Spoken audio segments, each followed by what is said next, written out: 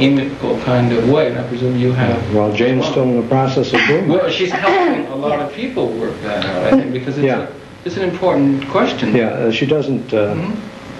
She's not against the idea particularly. I guess maybe that's the point I was trying to make before, is that she was, the idea, you wasn't against the idea of these things. You didn't even believe in it, but you still were willing to look at things anew. I mean, you were a poet, so you must have had you were willing to look at things anew. You weren't closed-minded. Well, that's a good point. Yeah, I'd like to say that. But it was a healthy openness. Right.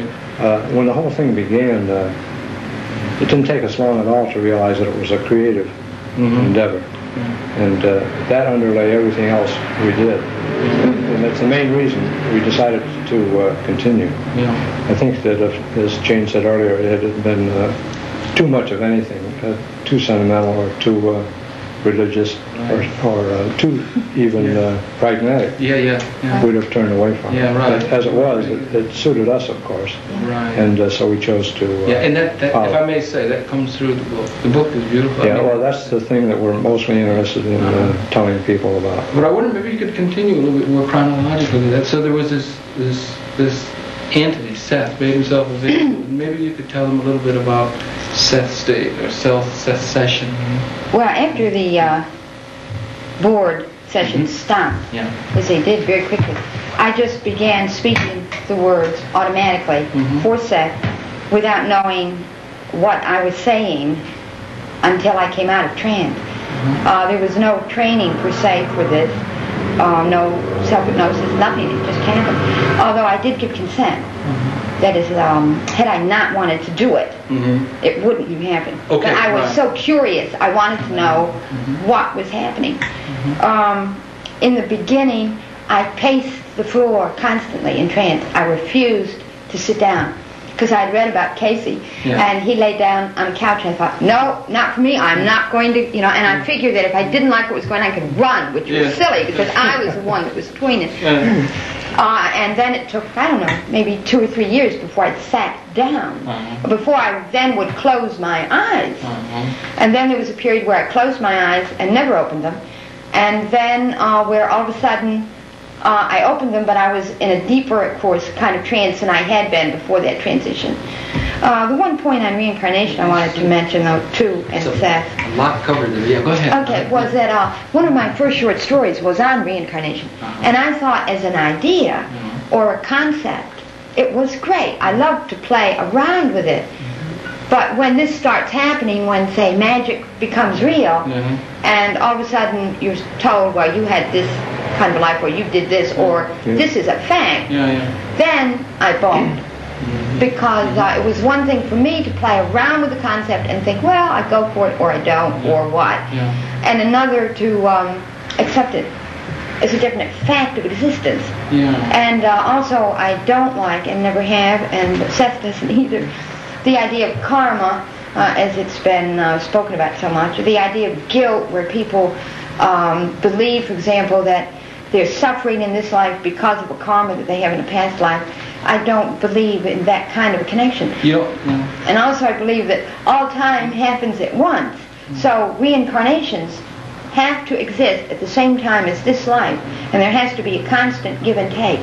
All at once now. Right. I like the idea of, say, simultaneous life. I'm sorry. Not at all. That's very interesting. I just hope we're not getting too far. There's a tremendous amount of information contained in what you just said. It's very poetic. It's also complicated. No, but it's also very tremendous economy of language. It's beautiful that you contain a lot of information contained in there. You do not have a sense of the.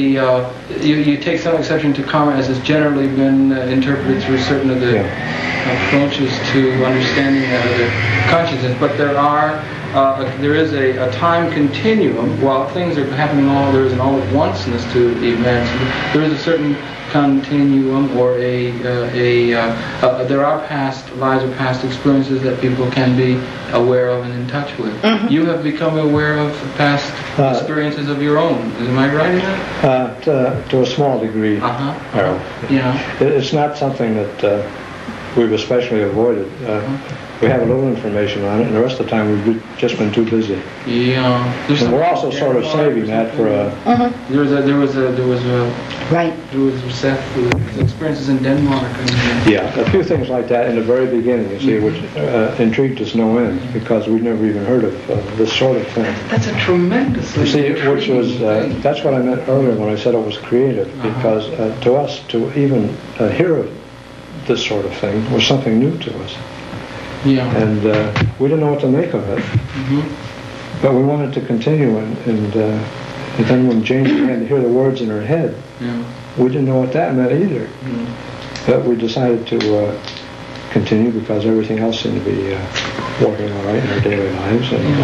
And then I wonder, this kind of experience, was there a very wide community of people that you could communicate with? We told no one for a long time. You did?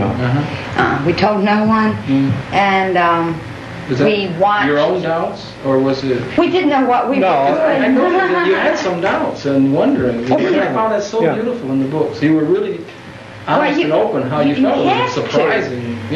Which was very good. Even if we'd wanted to run out and tell somebody, we didn't know who to tell. All right.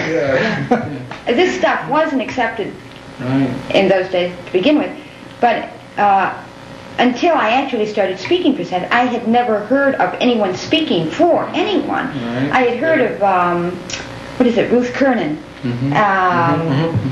but I had never heard of anyone speaking for anyone. So again, when that happened, for all I knew, I was the only one alive. But I wasn't about to go and tell the neighbors particularly either. At the time. Well, what about now? Do you think there are very many people that... From my mail, people are very interested in this, and there are certainly spiritualistic groups where they have a so-called spirit guide. Now, I don't call Seth a spirit guide either. I find myself in a peculiar position in that I don't particularly accept, I do want to watch my words, the dogma of any particular group, organization. This was my experience. I wasn't about to have it interpreted for me by others. I never thought of Seth as some white-cloaked spirit who was just floating around. Part of my life's work certainly is to try to understand the nature of our personalities, our personalities, what abilities we've got, what happens so that we can get this kind of information. And one of the things that I really hope is that people would begin to trust their own revelatory experience and not automatically cloak it in whatever dogma they believe in. Right. That's beautiful. No, that's beautiful. Beautiful language. That's really fun. But I wonder if we could back up just a little bit again for some of that, and come back again to Seth. And Seth is you have a Seth session, and excuse me if I'm saying, but you go into another consciousness, and a spirit. Is that the right word? How do we Seth calls himself what? A personality. Energy personality. Energy personality. Seth, who had an existence in the past. Many existences in the past, which he is aware of, and has aware of a new consciousness, and comes and speaks through you. And you are in a trance state. Now you see, that would be something, I'm not even sure we've made that clear to people, but that's what happened. And that's Seth, that's who we're talking about. So we're talking another consciousness coming through you. You are a medium for that. You've come to know Seth pretty well.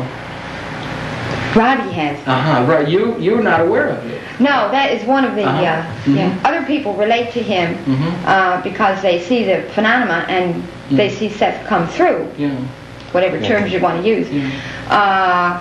Where I am not able to relate in that same way. But you have your feelings, your interior experiences are unique, and no one else can approach those.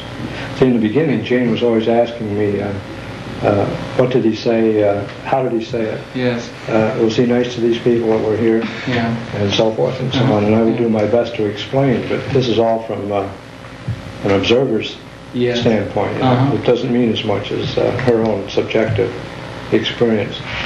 So through the books, we're really trying to disseminate that information. And through